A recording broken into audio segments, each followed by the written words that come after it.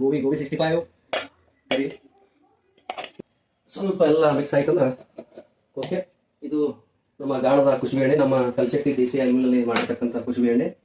ನೋಡ್ರಿ, ಕರಿಗಿನ್ಸು ಭಾಳ ಮಂದಿಗೆ ಕರಿದ ಐಟಮ್ ತಿನ್ಬೇಕು ಅನಿಸ್ತದೆ. ಹೊರಗಿಂದ ಐಟಮ್ ತಿಂದ್ರೆ ನಿಮ್ಗೆ ರೋಗ ಬರ್ತಾವ. ಅದಕ್ಕೆ ವಿಶೇಷವಾಗಿ ಗಾಣದ ಎಣ್ಣೆ ಯೂಸ್ ಮಾಡಿ ನಾವು ಅದೇ ಮಾಡ್ತೀವಿ. ನಮಗೆ ಹೊಸದಲ್ಲ. ಸೊ ನೀವು ಕೂಡ ಗಾಣದ ಎಣ್ಣೆ ಉಪಯೋಗ ಮಾಡಿರಿ, ಅತಿ ಉತ್ತಮವಾದ ಆರೋಗ್ಯ ಪಡಿರಿ ಅಂತ ಹೇಳ್ತೀನಿ.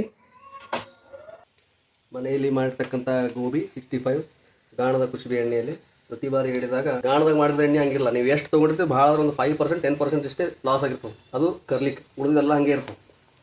ಅದು ರಿಫೈಂಡ್ ಎಣ್ಣೆ ಒಳಗೆ 50% ಎಲ್ಲ ಖಾಲಿ ಆಗೋ ಚಾನ್ಸ್ ಅದ. ನಾವು ಮಾಡಿದ ಎಣ್ಣೆ ಒಂದು 250 ml ಹಾಕಿದ್ದೇವೆ ಅಂದ್ರೆ 200 ml ಅಂತೂ ಎಣ್ಣೆ ಉಳಿದಿರ್ತದೆ. ಸೊ ಹೀಗಾಗಿ ಆರೋಗ್ಯದ ಕಡೆ ಗಮನ ಕೊಡಿ. ನಿಮ್ಗೆ ಏನು ಬೇಕಾದ್ರೂ ಮಾಡ್ಕೊತೀನಿ ಮನ್ಯಾಗ. ಒಳ್ಳೆ ಎಣ್ಣೆ, ಹಾಲು, ಉಪ್ಪು, ಬೆಲ್ಲ ಇವೆಲ್ಲ ಸ್ವಲ್ಪ ಸರಿಯಾಗಿ ಯೂಸ್ ಮಾಡಿದ್ರೆ ನಾವು ಸರಿಯಾಗಿರ್ಬೋದು. ನಾನು ನಿಮ್ಮ ವಿನಾಯಕ್ ಕಲ್ಚಟ್ಟಿ ದೇಸಿ ಆಯಿಲ್ ಮಿಲ್ ಸೆಂಟರ್, ಆಲ್ಮೇಲ್.